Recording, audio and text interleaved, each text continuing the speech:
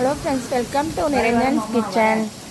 இன்றைக்கி சூப்பரான ஒரு அரிசி துவரம்பருப்பு சேர்த்து ஒரு உப்புமா தான் பண்ண போகிறோம். செம்ம டேஸ்ட்டாக இருக்கும்.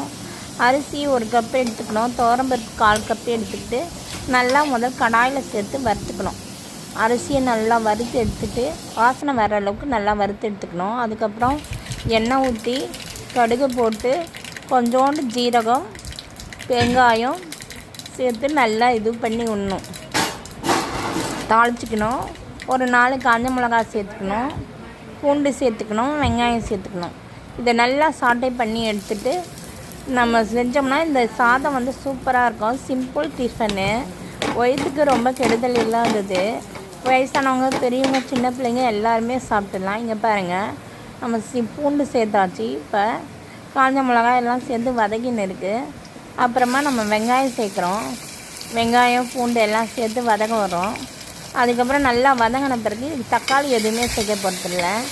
அதுக்குள்ளே வந்து என்ன பண்ணணுன்னா, இது குக்கர்லேயே தான் செய்ய போகிறோம். நம்ம குக்கரில் 3 விசில் விட்டு எடுத்தாலே போதும். இப்போ நான் இப்போ 1.5 ஆழாக்கு தண்ணி, ஒரு ஆழாக்கு வந்து அரிசி எடுத்துருக்கேன்னா அதுக்கு வந்து 1.5 ஆழாக்கு தண்ணி, 2.5 ஆழாக்கு தண்ணி சேர்த்துக்கணும். ஏன்னா இப்போ துவரம்பருப்பு கொஞ்சம் சேர்த்துருக்கோம் இல்லையா, அதனால் இந்த துவரம்பருப்பு அதில் வறுபட்டு அந்த இது கடலைப்பருப்போடு சேர்ந்து வரப்போ அவ்வளோ டேஸ்ட்டாக இருக்குது. இங்கே பாருங்கள், நம்ம கடலைப்பருப்பு சேர்த்துருக்கோம். இதில் தாளிப்புக்கு கடலைப்பருப்பு, வெங்காயம், காஞ்ச மிளகாய் எல்லாம் சேர்த்து நல்லா வதங்க விடணும். நல்லா வதங்கின மேனிக்கு இங்கே தண்ணி சேர்க்கணும். 1க்கு 2. இப்போ 1 ஆழாக்கு அரிசி எடுத்திருக்கேன்.